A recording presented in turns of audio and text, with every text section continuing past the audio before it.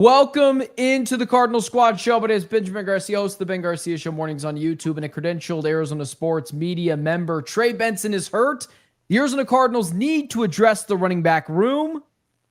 I'm Jamil Douglas, former NFL offensive lineman, 7-year vet. The Cardinals need a win. The Titans are their opponent this Sunday. Alex Clancy, Locked on Cardinals. Instead of a must-win, this is a gotta-have-it win. The Cardinals are supposed to win, and they should in a landslide. Let's get it, baby. Come out! Rise up, Red Sea. It's the Cardinals Squad. Everything Arizona Cardinals every week. Covering all the big hits and game-changing plays from the Valley of the Sun. The way only the Locked On Podcast Network can. Gear up and squad up. The Cardinals Squad Show starts now. What is up? Welcome back into the Cardinals Squad Show. Thanks for making this show, wherever you are listening, however you are listening, a part of your day on this beautiful Wednesday night, going in to yet another game week where the Cardinals are trying to get a win. Today's episode is brought to you by FanDuel. Right now, new customers can bet just $5. And if your bet wins, you get $300 in bonus bets to use across the app. It's the normal show. Clancy, Jamil, myself, we've kind of shaken off the loss to the Seahawks last Thursday. We got a game coming up against the Titans, and we thought that's what we'd be leading with. But that's not the case. This is the NFL. Players are starting to drop like flies. Last week, we thought we dodged a bullet, or whatever, 2 weeks ago when Garrett Williams might be coming back. Will Johnson could come back this week. Max Melton wasn't even hurt. That wasn't the case this week. James Conner goes back down a couple of weeks ago. And now Trey Benson is on injury reserve for sounds like 4 to 6 weeks. And the Cardinals running back room, which we thought was going to be a strength of them this year, which has had some issues, now looks really bleak. Clancy, what was your initial take to Trey Benson going on the IR and obviously like the shock value of it too? Well, when yesterday they elevated Michael Carter to the active roster, and that you wouldn't think anything of that except for they also were trying out other running backs. I'm like, oh, Trey Benson's hurt. Like, it was weird that, he wasn't there during the extra practice that they had on Monday, which could be ho-hum because, they played Thursday last week. But I was like, oh, yep. So something's happening. This is a very Arizona Cardinals way to do it. And they're going to say that he's injured in the next day or so. And that happened this morning. Of course, right after I posted my speculative podcast about all of this. So for those that watched Locked on Cardinals and thought that I was playing, like being secretive about it and knowing it no, I recorded it before it happened. But this is one thing that Drew Petzing over the first 2 years has been able to do very well is scheme up a run attack. And I think this could actually be freeing for the Cardinals offense, so we can explain more later. I can't wait to hear that. I was a little shocked. I saw initially that there was a meniscus issue or something. I didn't think he was going to go on IR for 4 to 6 weeks. I think, my experience with meniscus, a lot of guys are able to come back from that injury relatively fast. So I thought initially when I heard it, it could be something that you may be able to float a guy on the roster, and see how his recovery is going and then kind of gauge it from there. But I guess you have to open up a roster spot if you feel, you're already down James Conner. So I am a little skeptical of what this could mean for their run game. I thought that Trey Benson could bring a lot of, shiftiness to the offense and kind of open up their bag of, runs at least. And so now that they're out, their top two guys that you would, assume they would go into a game with it. I'm a little skeptical about how it'll play out moving forward. I don't know. Run game kind of already sucked anyways. It sucks to lose Trey Benson. He adds something, I think, in the passing game and his ability, I think, in open space to just run around guys. You saw that in the Saints game, and I think you saw that there was another game as well that he kind of just broke one loose a little bit and made the running statistics look a little better. I am really surprised, though, when I did see Trey Benson ended up going on the IR. I thought he was going to miss this game because just that was the nature of the reporting. Knee injury looked worse than we thought. He didn't play that last drive, and it kind of made everyone's head spins of why Mario DiMercato was in the game, ended up scoring that game-tying touchdown. I was really shocked to see it happen. but I don't know how much it's going to hurt the Cardinals' run game. They already couldn't run the ball super effectively anyways. The run blocking has been one of the worst in the NFL statistically this year. And not having Trey Benson there, like, it hurts, but where is it going to take you then? The worst rushing attack in the NFL? Like, this team is going to live and die by Kyler Murray throwing the football if they ever open up the playbook. And I think that's also the next point of, like, okay, Kyler, that's why we pay you $46 million large. You're going to have to make things work in the run game, Clancy.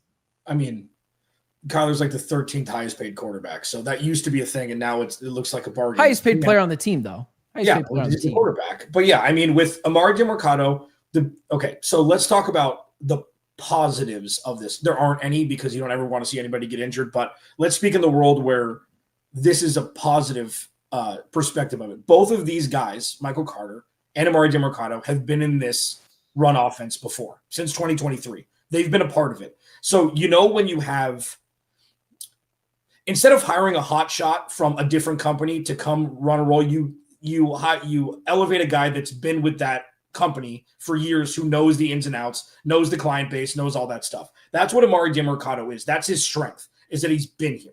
And Michael Carter has been here, even though he's been elevated and demoted to practice squad, more times than I've talked to my mom in the last 2 years. It's crazy. But, like, I don't think that this is going to be as big of a drop-off as it looks, even though I think Trey Benson is the bona fide RB2 of this team.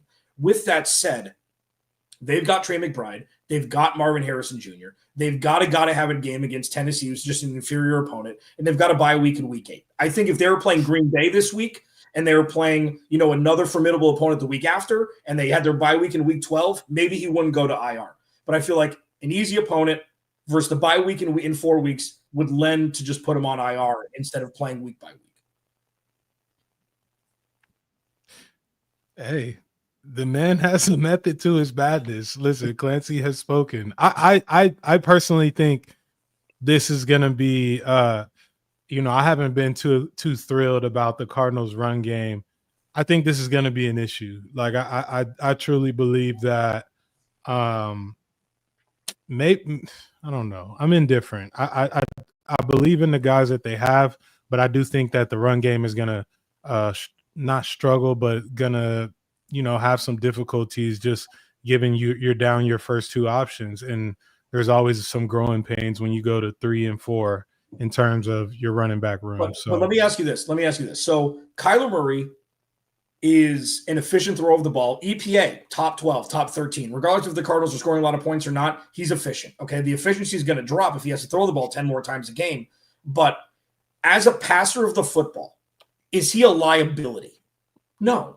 As a passer of the football, especially in those quote-unquote gray area plays that I call them, where it's not a broken play, but he's kind of in space behind the line of scrimmage, Kyler Murray's got a strong arm. He's got good rapport with Trey McBride. Both of these guys out of the backfield can catch the ball. They've got 3 tight ends who are pretty good pass catchers, and it's like it could be so much worse if it wasn't Kyler Murray. At least Kyler Murray's X factor now can be a massive benefit when they absolutely need him. And by and large, we're going to find out if Kyler Murray's the guy or not. Anybody that goes down, if he can step up and win games without a run game, that's a great reason to bring him back. If they win 10 games with this roster on offense now with everybody that's hurt, answers the question for you, doesn't it? Yeah. I was gonna say there's one thing that teams can't do, and it's say, okay, well, they're down their top 2 running backs. Let's just load the box, because they do have weapons on the outside that can obviously emerge as in terms of Trey McBride, Marvin Harrison Jr., Zay Jones. I'll throw that in there. At some point, he's gonna make some plays, but they do have weapons on the outside, so. We will get to see, can Kyler kind of put this thing on his back in terms of, getting down the field and getting some points on the board. Yeah, man. Aside from being really curious who ends up actually taking on this role, I know there were like reports that came out that Michael Carter is kind of taking first team reps, but I think it's going to be more split than anything. Plus, I think also there's a big thing in pass protection that Michael Carter's kind of a liability in. He's a smaller player, and I don't think he pass protects as well as I think Amari DeMarcado does. I think that's why Amari DeMarcado has been on this team for as long as he has. He's been one of the better pass protectors. But aside from all of that, like Clancy I think is very smartly saying we're going to learn what we have in Kyler. Jamil is kind of agreeing with him. Are we going to learn what we have in Kyler? Like, I've kind of stopped the going after Kyler Murray thing just a little bit because the offense is vanilla. It's conservative. And we heard Jonathan Gannon say today that not much is going to change on the offense without, James Conner or Trey Benson. Are they going to use this as a chance to open up the playbook, which I would love to see, or are they going to stick to their guns? We're just going to run Amari DiMercato and Michael Carter and try to get cute with it there and throw some screen passes, or are they going to actually let us find out we have in Kyler? Because this is actually a blessing in disguise if that's the case. If we can finally see what we have in him when there's limited weapons, when they need a win for an extended period amount of time, I'd feel better about Kyler being the quarterback of the future. But I just don't know if they're going to do that, right? I mean, here's the thing. And this, again, comes with the greatest of caveat that you never want to see anybody get injured ever, ever, ever. Or else if it's a team you like or your most hated rival. You'd rather lose a running back than a wide receiver in this offense. That's true. And it's close. Okay. But say, like, and knocking on everything, say somebody in the pass game were to get injured, that could be a death nail in this offense and in this season. Kyler Murray has a unique skill set that less than 6 wide receivers have. And he's won many games in this league, contrary to popular belief, that they had no business winning, down a bunch, massive comebacks, whatever it is. The dude has killer in him. It's just not consistent. Maybe this is going to be it, and it's year 7, I know, but, like, this doesn't bother me. You lost James Conner already. Nobody's going to be James Conner. If you can be 80% of James Conner, fine. Unlocking the offense, yeah, this is going to force them to do it because James Conner is a laboring running back. He's not fast. He runs over people, but it slows down everything. This can speed up everything, even if they do run the ball as much as they have. Continue to do it. Well, I also want to mention, if there's going to be someone, like, here's another thing. You're going to find out we have in Kyler Murray as a quarterback. I put this out there yesterday, and, people took it as a slight to Kyler when I don't think that's the case, but 2024 rushing stats through 4 games. Kyler Murray, 16 carries, 164 yards, no touchdowns. 2025 rushing stats through 4 games this season, 25 carries, 148 yards, 0 touchdowns. There is now no longer Trey Benson and James Conner. Like, I know Kyler, like, his contract does seem like a bargain. Like, it's not one of the worst contracts in the NFL like it was seen to be when it first happened, which was always nonsense. This is now Kyler's opportunity to take over the slack. And if that means Petzing's going to have more designed quarterback runs, great. More RPOs, whatever it is. But Kyler Murray has a superpower in running the football, or his legs, if you will. And they've got to use that. Now, it's almost like they're forced to use that in these games where now the running game really takes a hit.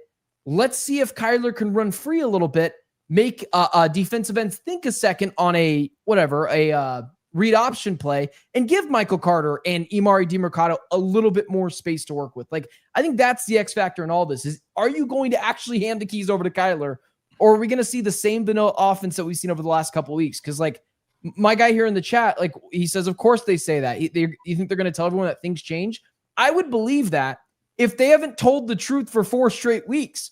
Drew Petzing says 2 weeks ago, there's no issues with the offense. Jonathan Gannon says that. We don't see anything change with the offense. So if they weren't telling the truth in previous weeks, I'd believe that, but they have been, and I'm worried that they're just going to hand the ball off to Amari DiMercato, Michael Carter, and change nothing. So that's where I get worried there. I'm worried too. So, Clancy? Oh, here. I have to be the damn voice of reason all the time. Listen, okay? And that's definitely not true. Okay, I know myself, okay? What if, and this isn't devil's advocate at all, what if he runs less? Let me explain. So when you have Kyler Murray, it's about his legs, yes. It's about the elusivity when he's about to get sacked. And like we saw, 2 weeks ago, the chunk play, or what was it, last week? Or Carolina, I don't know what it was, when he almost got sacked and he ran a huge chunk game, okay? And, Gannon was quoted, it was Hot Mike saying you can't coach that, okay? That is fine. I don't think design runs, first of all, design runs aren't working. They're not working. And it's never really been a design run thing for him, except for the San Francisco one last year where he housed it from the 50. Like, it's more about him being able to extend plays behind the line of scrimmage and throw the ball. Okay, I don't need him in front of the line of scrimmage. I could argue this is a better time than ever to protect him because everybody else is getting injured. So why not try to have an offense where you utilize his arm, but outside of the pocket when he's rolling out to either side that he's so comfortable with? Like, there's an argument for cocooning him a little bit more and lean into the rush attack that you have and allow him to make up the difference in the pass game outside the pocket when he is using his legs. Yeah, I'll say from a standpoint of like when I hear that, my hand starts sweating in terms of what that puts on the offensive line in terms of pass protection. And I think if you're being realistic with yourself, as we would hope Drew Petzing is, he knows that like they're not in a position where they can drop back every play with this offensive line and you know, beat teams that way. So that's my only drawback, is like that puts a lot of stress on your offensive line. Now, if you're getting the ball out quickly, which we don't enjoy seeing sometimes, but you know, there's a strategy around it. You get it out quickly, take your shots. If you're doing that, I agree wholeheartedly. Yes, we should see a lot more of Kyler's arm showing up, but I think in terms of the offensive line, it puts a lot of stress on those guys, and they haven't particularly performed, you know, at their peak in terms of it's so much better than the run blocking is significantly worse in the pass pro. Yeah, and Will Hernandez is coming back, and hey, how long are you gonna figure out until your mic's muted? Just curious. I was just going to say that I was trying to agree with you. The pass blocking's really good. I'm sorry. It's better, and it'll be better when. Are we comparing the pass blocking to the run blocking? The run blocking's awful. Yeah, but I mean, listen, when Will Hernandez comes back, and like I'm telling you, Isaiah Adams is gonna have his ass on the pine when Will Hernandez is back. Like, this is not. They're one of the most highly penalized teams. A lot of it's on offense. Like, you can't teach what Will Hernandez has over Isaiah. No, 100%. I agree with that. And the same with Beach. Like, if Beach starts over Jonah Williams at right tackle, who cares how old he is? Big fundamental can play better than Jonah Williams. Like, they've got dudes. They've just got to figure out the elixir with Kyler Murray. But I struggle because they're so much better in pass pro. I know it's not ideal. I know your hands still shake with PTSD from pass pro instead of blocking for Derrick Henry. I get that. Yeah. But still, it's the lesser. I don't know. Maybe it's a great. I hear you. No, I hear you. I hear you. I got to give it to Clancy here. He was dead right on this one in the preseason. I thought I liked what I saw in Isaiah Adams.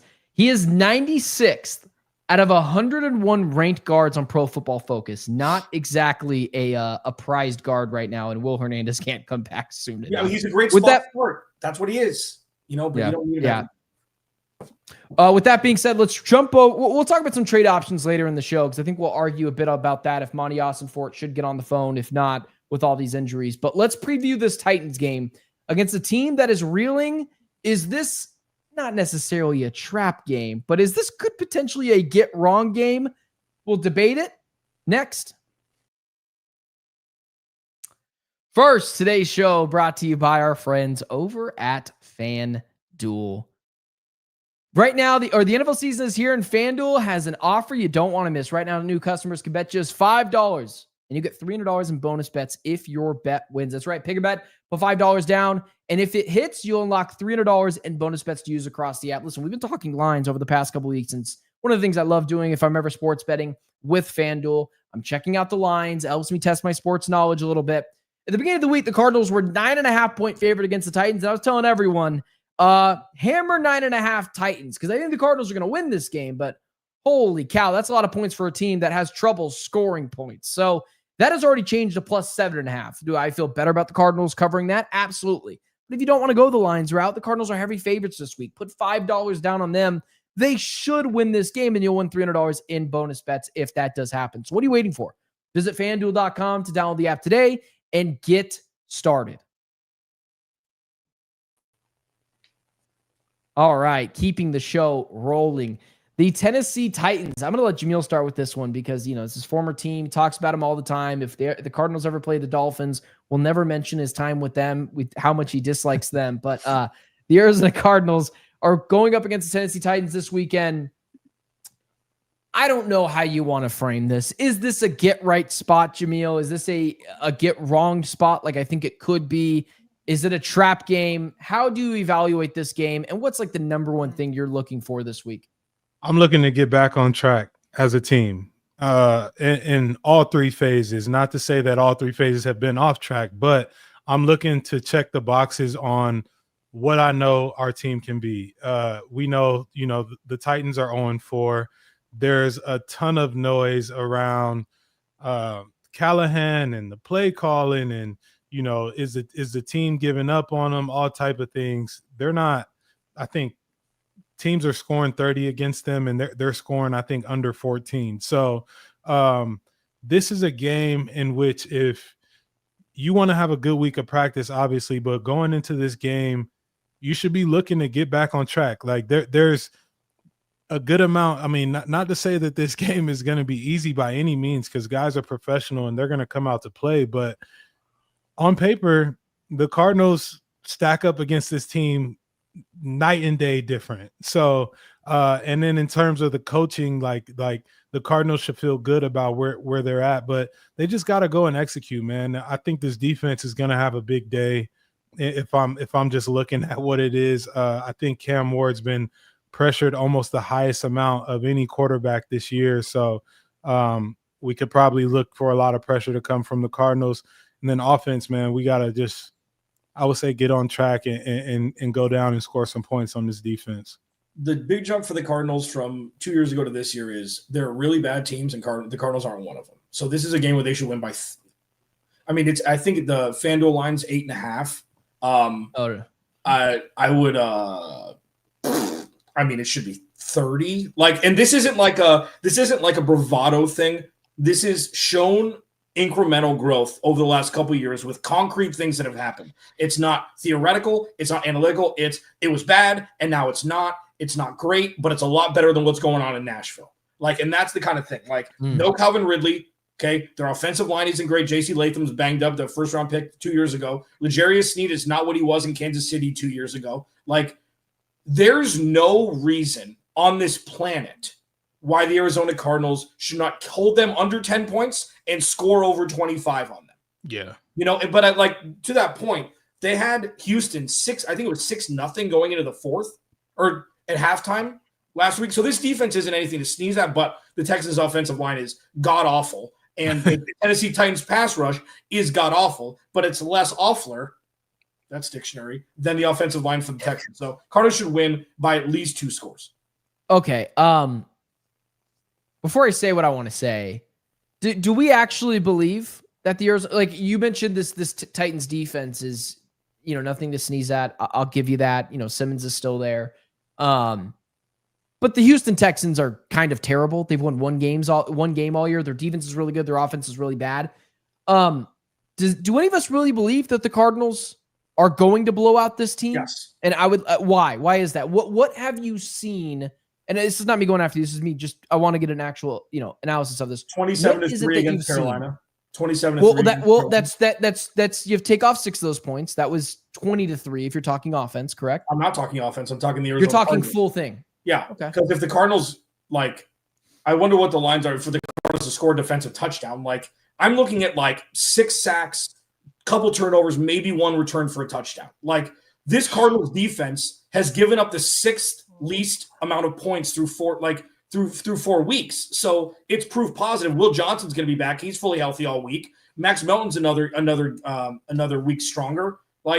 That DB room is going to make Cam Ward's life hell. I hope he tries to throw the ball across the field, across his body against this secondary. Like he's done multiple times for touchdowns. No Calvin Ridley. Dude, Tony Pollard's fine. They're getting Tyjae Spears back. They are going to blow this team out. This is a point where if they don't, it's good. No. Listen. It's because of things that we've seen. It's not because it's a feeling I'm looking at the record.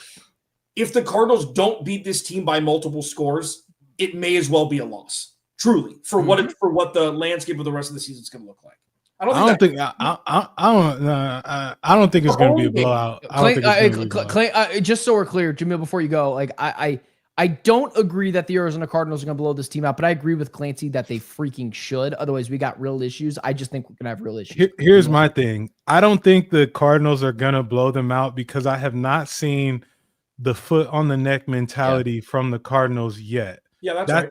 That is my only yes, and I say this on all the time, on paper, they should. I have not seen that yet though. Like I haven't seen them play a team who isn't as superior as them and just convincingly win. And so it worries me that you're going to this game is in Nashville, right? No, it's in Arizona. This game is in Arizona. Yeah, even still, it worries me that you have a team that's coming in that's 0-4 and you don't have that gene yet. That we haven't seen that gene from you guys. So I don't know that it'll be a blowout. I do think they should win, but I haven't seen it yet. I like this. I don't think Clancy is being Mr. Optimistic. I think he's putting out a pretty good reason why they should blow this team out. I just haven't seen that, and this is kind of my way of kind of tilting the scale the other direction is, and I genuinely do believe this. I don't buy. We haven't seen for a full 4 quarters. We've seen it in spurts. This offense play really, really well, but I think this is a flex your muscles from the defensive side. The Titans have given up the second most sacks this year. The Arizona Cardinals, whether they have Darius Robinson or not, who has not been good this year, like at all. The Arizona Cardinals have the horses and Nick Rawlis to be able to make this this offensive line, just pushed over most of the time. I expect the Cardinals to come out with 4 sacks in this game. That needs to be the case. I think they're going to flex their muscles, all that good stuff. I think this is actually a chance, not for a get right game. I think it's more of a get wrong game if you're not careful. The Arizona Cardinals offense, now missing 2 running backs, has not shown me, outside of when they desperately need it and when they're down and the opposing team is kind of playing some soft coverages, that offensively they can put it together for multiple different drives. And if they do get on top of them, like they were 27-3 against the Panthers, they, get lackadaisical. They let things go. They let the opposing team come back into it. So I'll be honest with you, man. I think the Cardinals, have a really good shot of winning this game, but it was at +9.5. It went down to +7.5. Clancy's right. It's now at +8.5. If I'm a betting man, it's a stay away game for me if I'm betting lines. No, here's the thing. For all the reasons both of you have said we haven't seen it yet, the season went to bleep right after they let their foot off the gas in the second half against Carolina. That was the start. That was the impetus for all of it. And it set the stage for the rest. Yeah. If anybody is rational inside that locker room, the office, whatever it is, they're going to Steve Spurrier run this the hell up. This is a way to see what happened. So what happened is they took their foot off the gas up 27-3. Garrett Williams gets hurt. Max Melton gets hurt. Will Johnson gets hurt. It's like, okay, maybe instead of tiptoeing around and looking at the clock and just hoping it runs out, or hoping like the opposing team, for the Madden people, just forfeits, keep going. The worst thing that could happen in any situation is playing it safe, playing it careful, because that's when injuries happen. That's when stuff goes to hell. So if that comes up and they're up 20-3 at the end of the third, it's like, no, go put up 40. Go show it. Go make a bunch of threes wide open from the corner. Yeah. To see it go in. And I do not think we are going to see that timid of an offense if they do go up multiple scores. I think that's I hope not. Dude. I think it's got to be. Look at what a mess it's been since. Do you remember back in I'll say back in the day, it was a couple of years ago, when quarterbacks would have a good day and the graphic from the NFL would be like have a day, and it would. Those are so cool. It needs to be one of those days for Kyler Murray, just given the state of what this Titans team is in. They're literally a straw away from caving in on their whole season. And so the Cardinals should be relishing in that moment. It has to be one of those days for Kyler Murray. Yeah. It's got to have a game. It's just like, listen, you're supposed to win.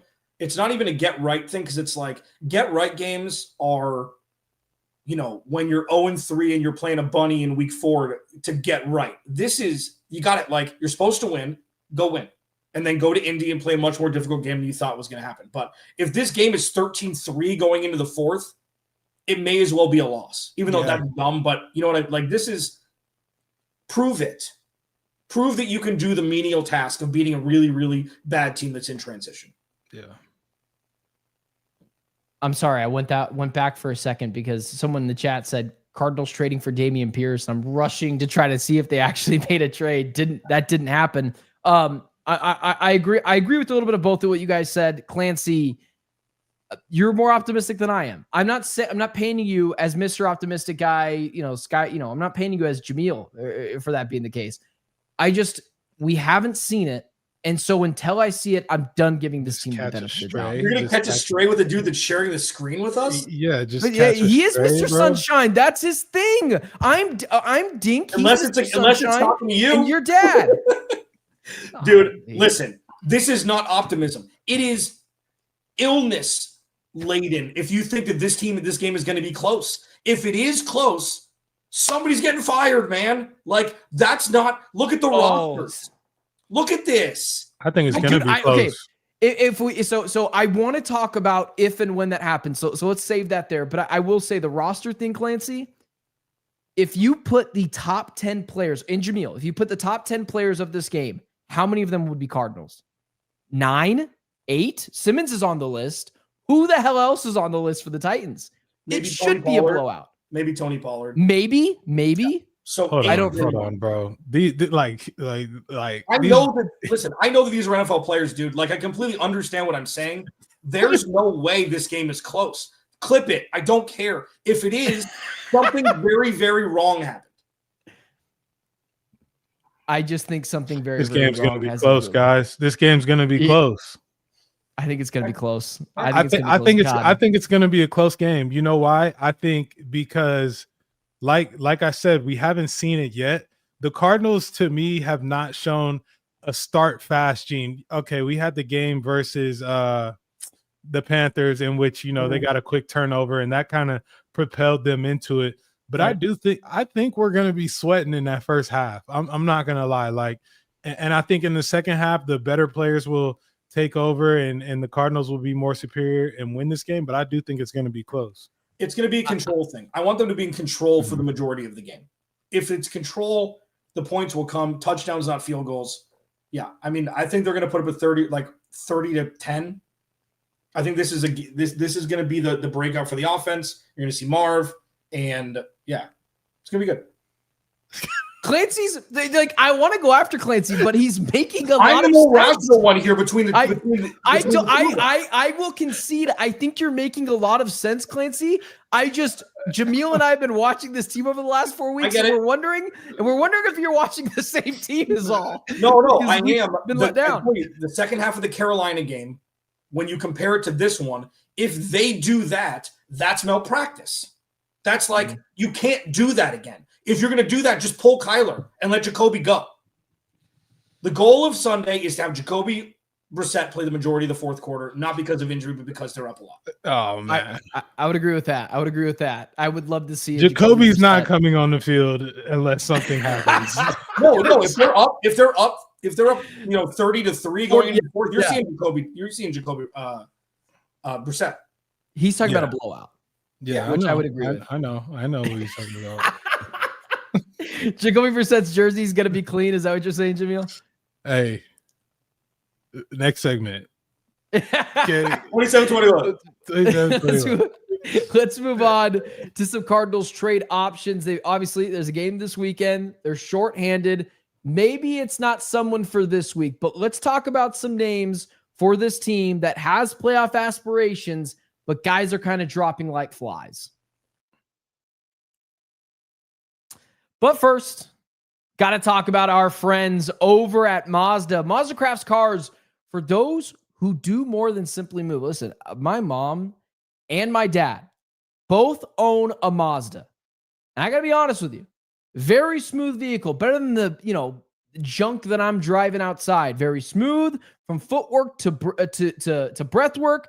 Athletes sweat all the time. Mazda brings the same intention when they craft their models. And I got to tell you, listen, good gas mileage, good car on the road. Some cars just run a little smoother and, are able to, get up in those speed limits a little bit faster than maybe, again, my piece of junk car does. I've been looking at Mazdas for a long time. It'd be a pretty good thing to maybe invest my money into. Listen, you can make everyday drives feel like anything but from smooth handling to intuitive controls. And listen, that's what Mazda brings to the table. So like our players, we sweat every detail because when you make every move count, impossible becomes irrelevant. Mazda, move and be moved. All right, I want to throw a name out to you guys immediately as we jump into this trade segment. I put it out there on social media. I've got a decent relationship with the guy who's a Jets fan who does a lot of work in the media, and I threw it out there. No Trey Benson, no James Conner.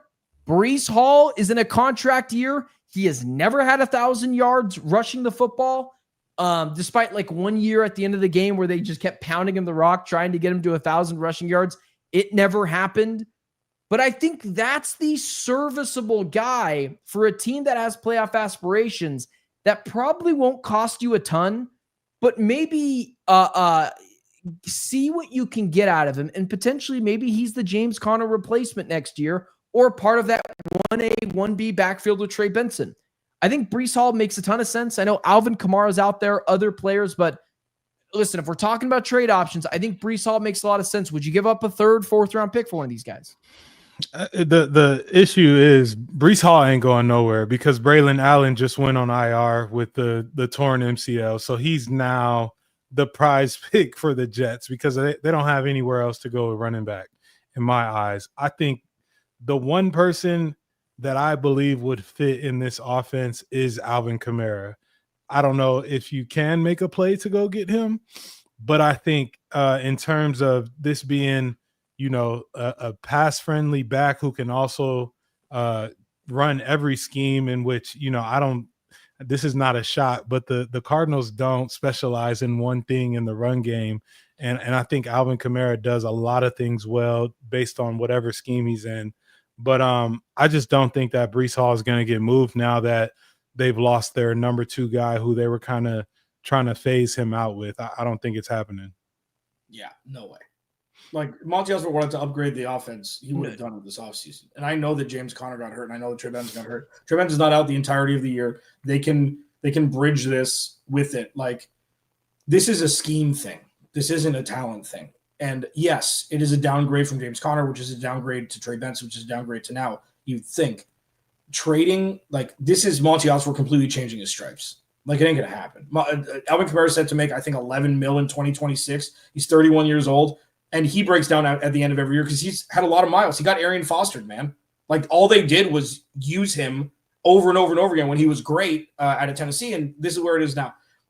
There's no clear answer to this. It's move the hell on and try to make the best out of it. I think trading for a running back is a fool's errand for the majority of the time. Plus, Breece Hall is going to be a Chief next year. Clip it. Like, it just makes too much sense. He's going to be a what? A Chief next year. Just makes too much sense.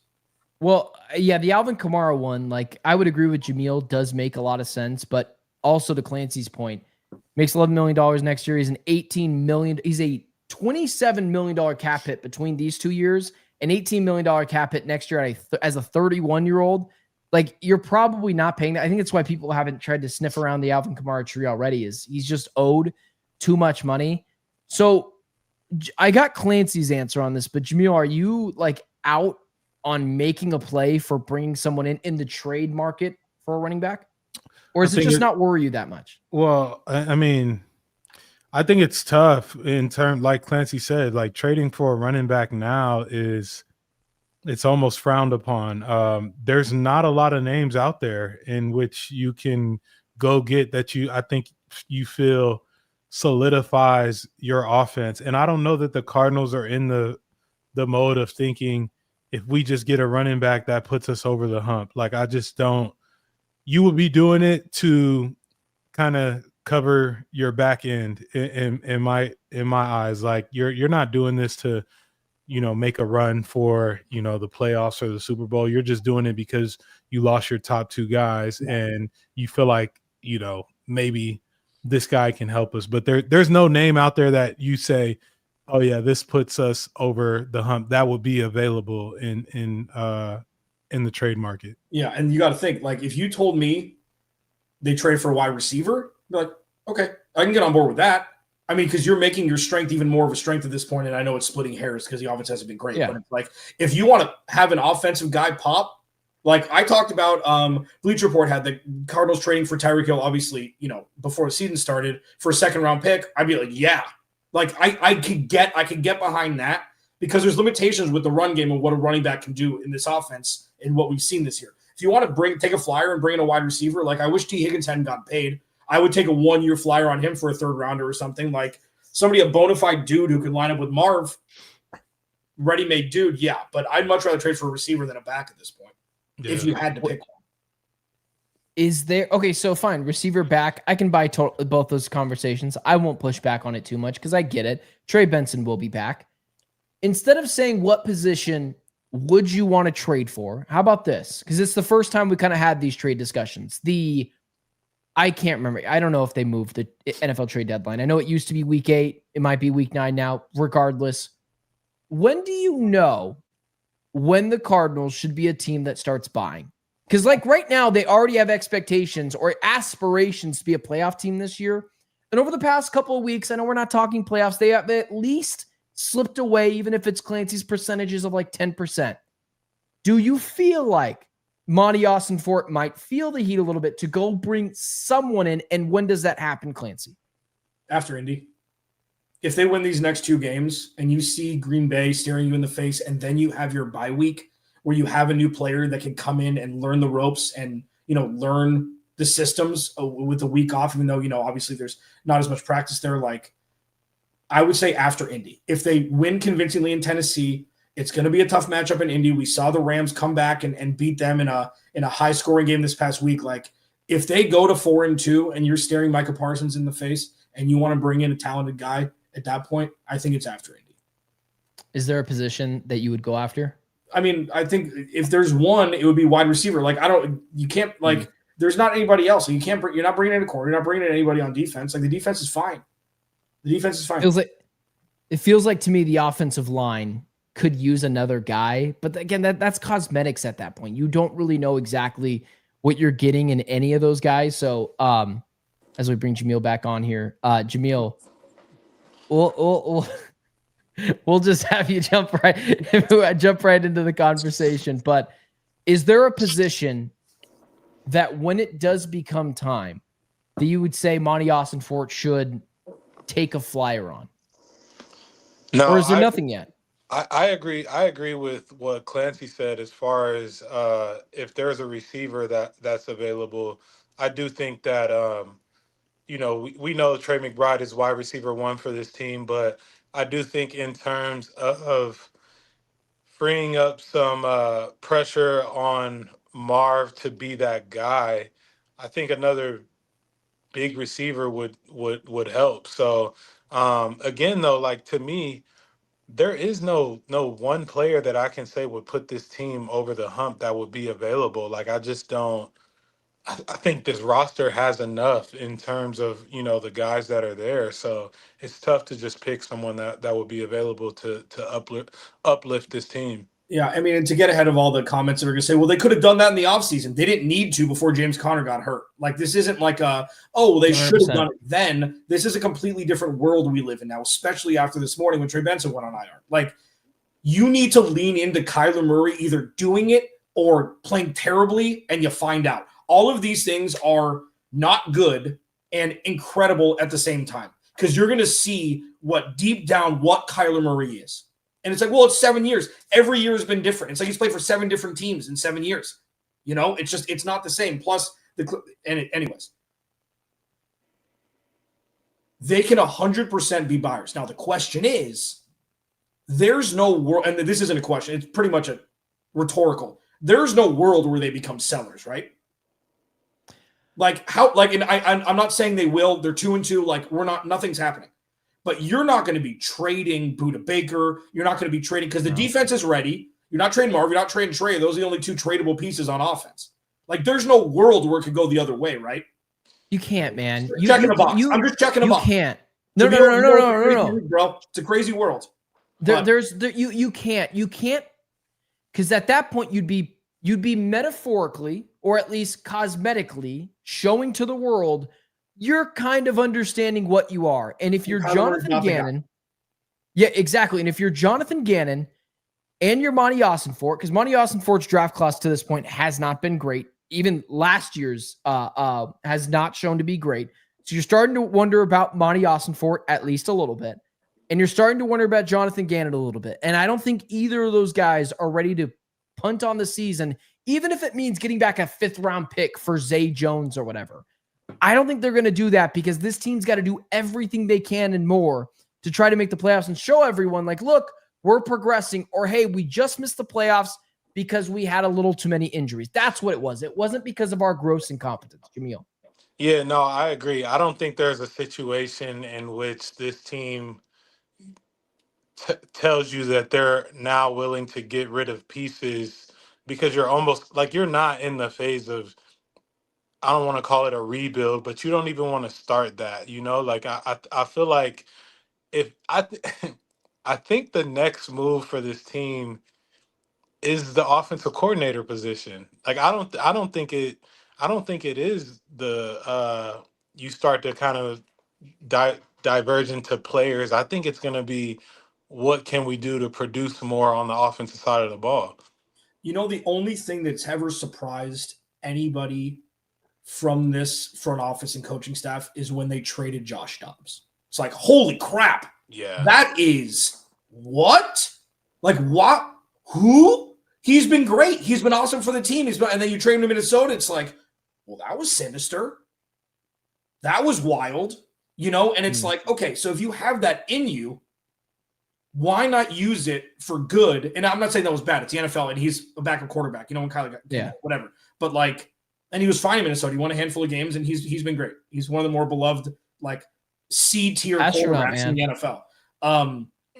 But everything's been pretty vanilla. Like, they're not going to do anything that's out of bounds. They're not, as Jamil said, there's nobody at any position that's tradable, that has a good contract for the team that is going to make this team a contender more than they were before the season started. So it's probably much ado about nothing with all of this conversation. Yeah. We've talked about Drew Petzing, the OC, a few different times. Is this a make or break game for him? It sounds like it could be trending in that direction. So let's discuss. Today's show is brought to you by our friends over at Monarch Money. Most people can't name all their financial accounts or what they're even worth, whether it's 401ks, properties, or investments. And when you don't have the full picture, you can end up leaving money on the table. That's why there is Monarch Money. It's an all-in-one personal finance tool that brings your entire financial life together in one clean, easy-to-use interface on your laptop or phone. Monarch does the heavy lifting for you. You can link all of your accounts in minutes, see data, visuals, get smart categorization of your spending, and finally feel in control of your money without even touching a spreadsheet. It's so funny.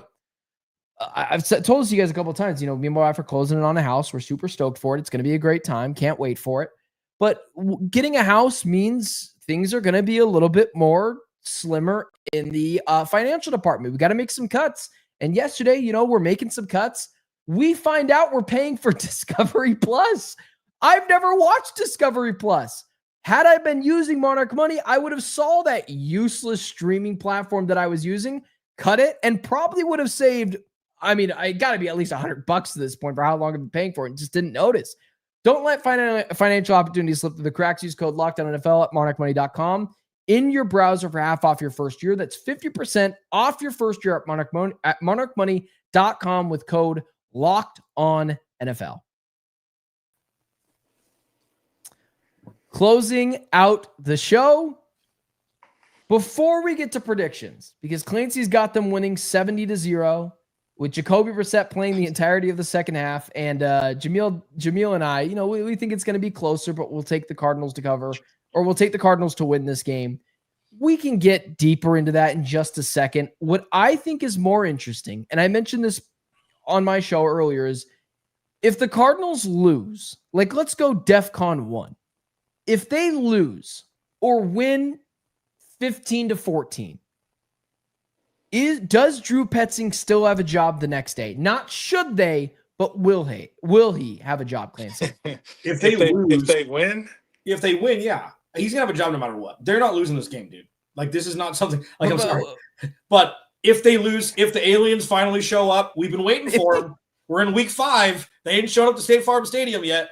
Like, okay, so I'll address it. So if they lose, I don't see a world where Jonathan Gannon could look at a camera with a straight face and with confidence and say, he's our guy. I don't know how you do it. I know that they say, I'm not worried. Well, what worries you?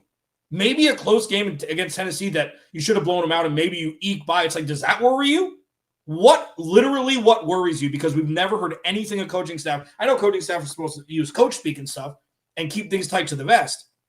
Cardinals are going to win. Cardinals are going to win. Cardinals are going to win. Cardinals are going to win. Cardinals are going to win. Not that. For our audio, if they lose, people are saying Clancy is jinxing them. For our if audio, they lose, how do you keep Drew Petzing the next day? Truly, You can't. You can't. You cannot. That is DEFCON 1. This is, and I don't care what anyone says, listing the quarterbacks, this was before the season started, the easier stretch of the year. I know nothing's easy, whatever. Later in the season, you could be playing 10 backup quarterbacks because everyone's injured. Cool. Or Cincinnati? Yeah. But yeah, sure. Let's say that Joe Burrow should be back by then. But regardless, they could be 2-3 through 5 weeks.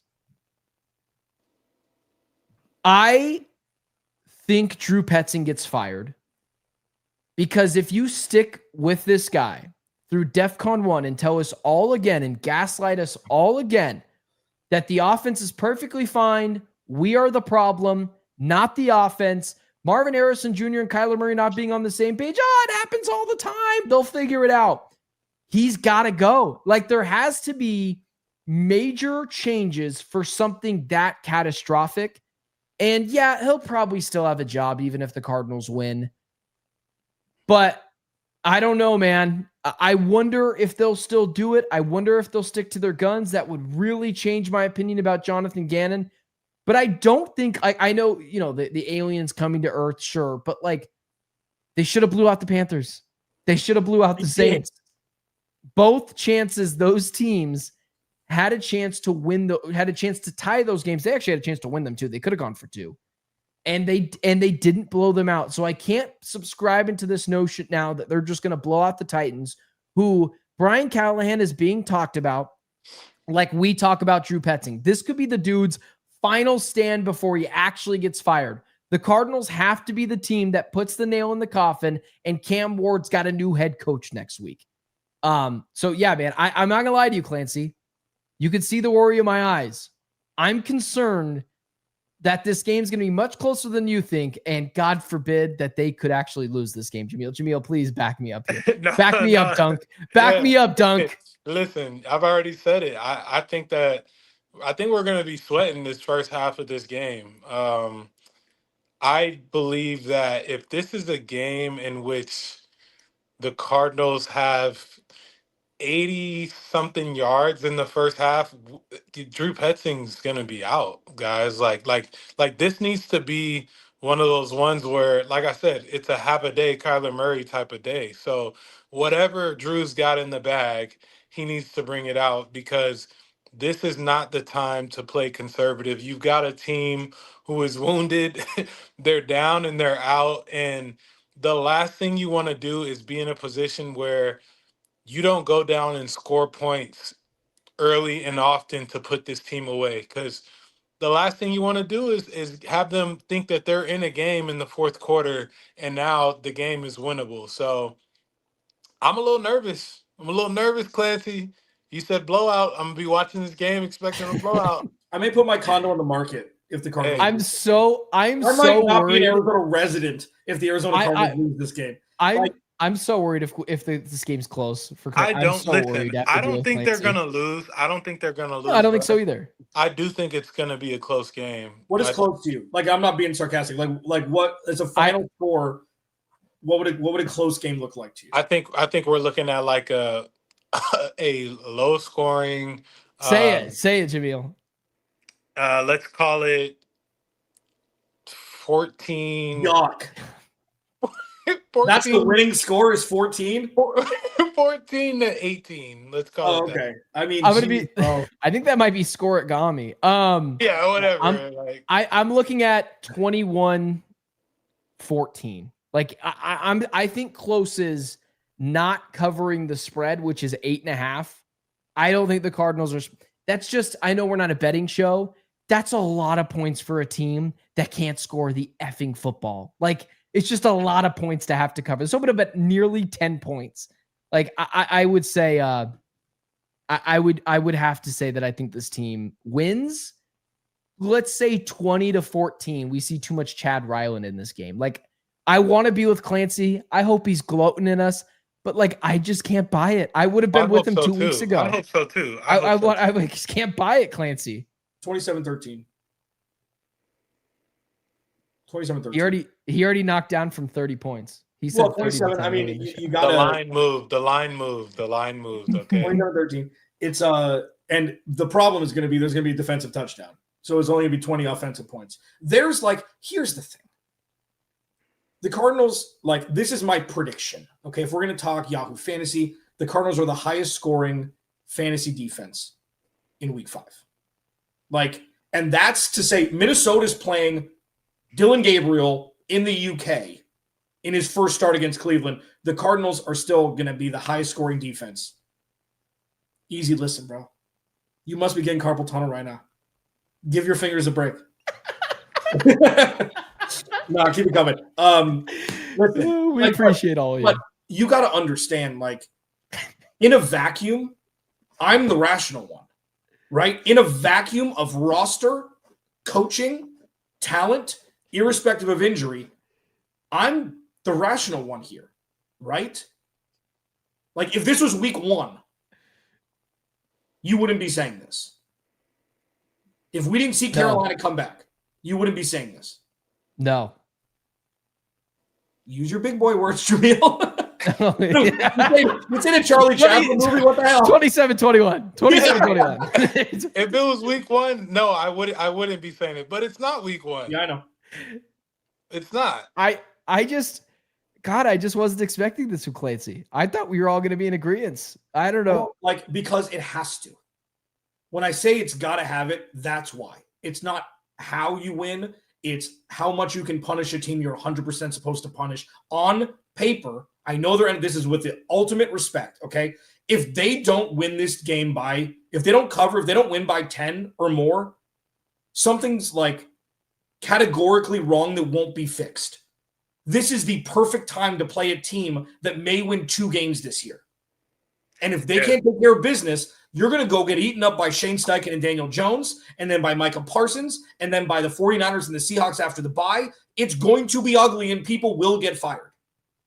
This is the perfect time to play a team you're supposed to beat. And they got to go out, and they got to take out all of their anger on this team that they're supposed to beat. We need Clancy to give the pregame speech.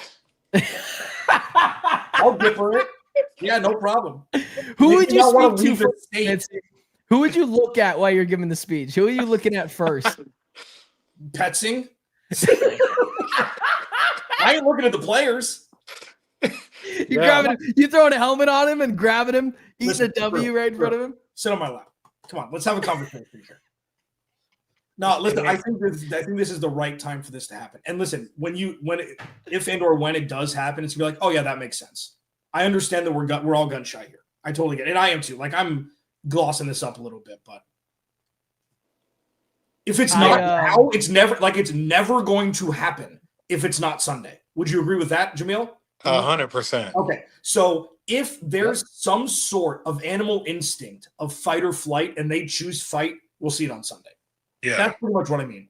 And listen, if it doesn't happen, sell the team. Like, who cares at that point? Dude, well, yeah. God, I feel bad for Drew. On a personal level, if the Cardinals lose this game or it's close, God, I feel bad for Drew Petzing. Because it's never a personal attack. We got to give these disclaimers. No, this is the avatar that is the offensive coordinator of the Arizona Cardinals. Yeah, no, I don't. Like, what do you have against this guy?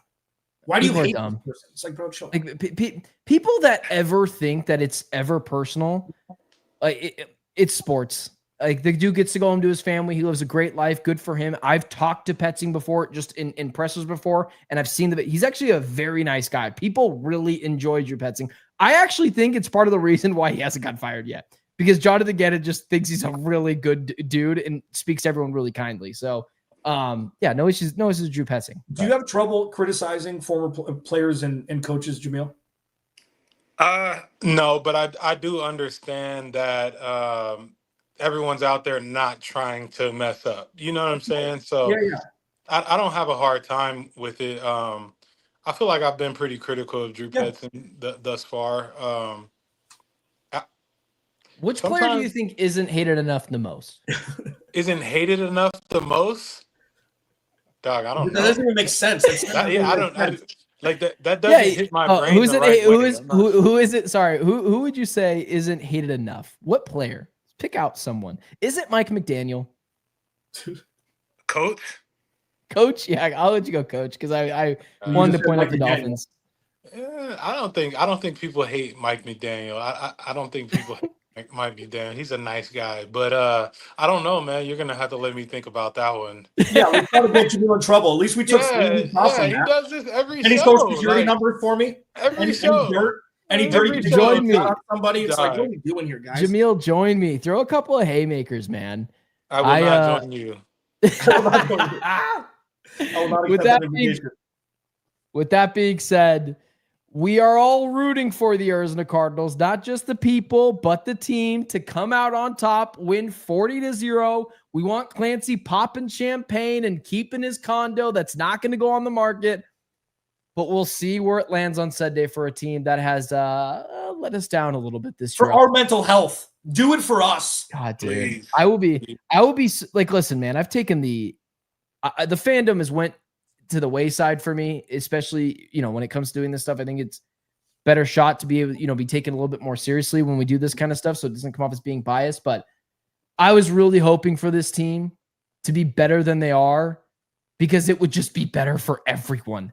The fans, the media, the players. Kyler's getting extensions. Like, just win games. I know it's difficult, but it is everyone's lives gets better. So I am obviously rooting for everyone's lives to get better. So with that being said, just listen, one last thing. My hairline isn't like this because I'm not talking about the Cardinals every day for 9 years. All right, I'm done. Oh, Clancy, hey, your page, this page, Locked on Cardinals, 1 million views. Congratulations to that, man. Congratulations to that. I saw that. Big right there. Oh, yeah. Go ahead and play it off like it's not something, but congratulations. It's been a long 9 years in the making. It's been a long road. All that today. Since, He's my tired. my first paycheck in this world was 37 cents after doing a full month of shows in 2017. We've come. Not even enough for a big gulp, man. It was back then, I think, during the summer. Oh, inflation. All right. Well, for Steve Wilkes, Cliff Kingsbury, yuck. Those guys, they're all applauding you, Clancy. They're all thrilled that you've outlasted all of them. So with that being said, for Easy, who has been typing a lot, and we appreciate it. Take a break, bro. Mike Evans, Javier, Cam Ron Tony, X, Brandon Amadeus, for all of you turning into the show, being a part in the comments section. We appreciate all of you. We hope you join us after the game. Clancy will go post-game, give his live instant reaction. Then, like minutes after that, we will join him live, and we will talk about this game and hopefully talk about it for an Arizona Cardinals win. So for everyone in the chat, for my guy Alex Clancy, for Jamil Douglas, myself, Benjamin Garcia, it has been the Cardinal Squad Show. We will talk to you guys on Sunday post-game.